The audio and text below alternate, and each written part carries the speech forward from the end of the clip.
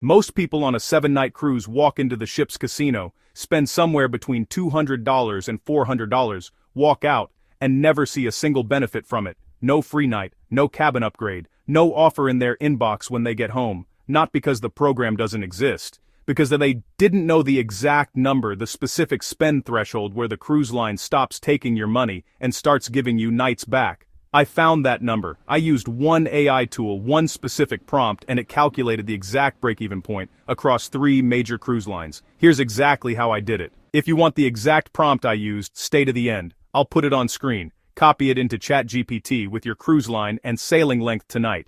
Here's what most cruise passengers don't understand. The casino on your ship is not just a place to gamble, it is a loyalty tracking system. Every dollar you play slots, blackjack, video poker is logged against your passenger profile. The cruise industry calls this your theo.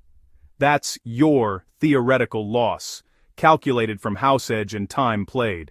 And once your theo hits a specific threshold on a single sailing, you become eligible for what the industry calls a casino comp, a deeply discounted or completely free future cruise. Royal Caribbean calls its program Casino Royale, Carnival runs Players Club, Norwegian has casinos at sea. The names are different, the mechanics are slightly different, but the math is the same. The cruise line wants your theo to exceed the cost of the cabin they're about to give you. The problem is, none of them publish the exact threshold, and most passengers are either spending too little to qualify or spending twice what they needed to.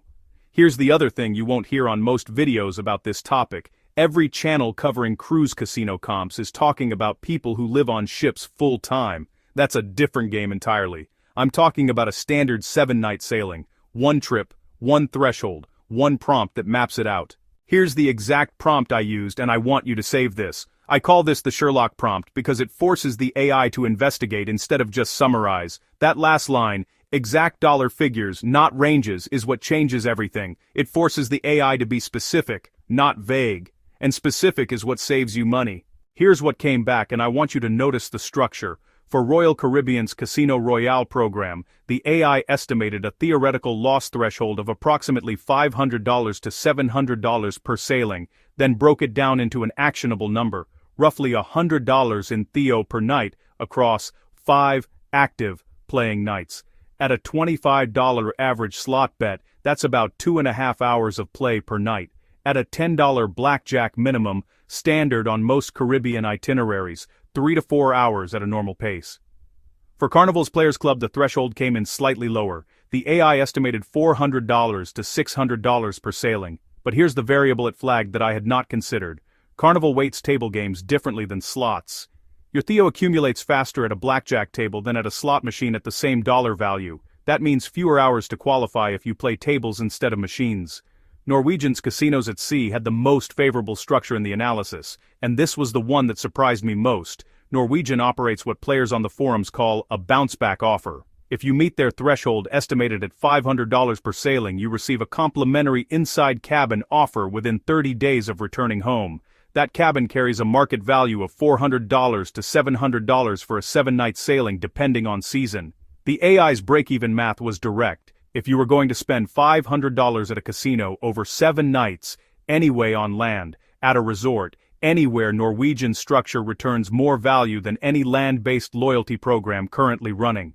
Here's the summary the AI produced. This is what I want you to save.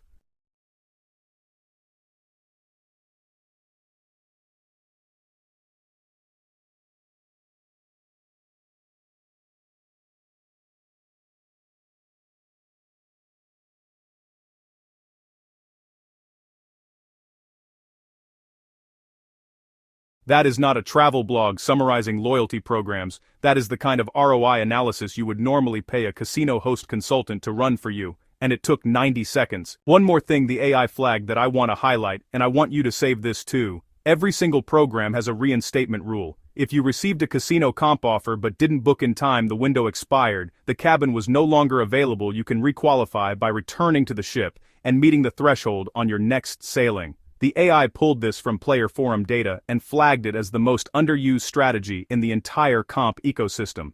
People who miss their offer window simply rebook a sailing, meet the threshold again, and reset their eligibility. No blackout period required.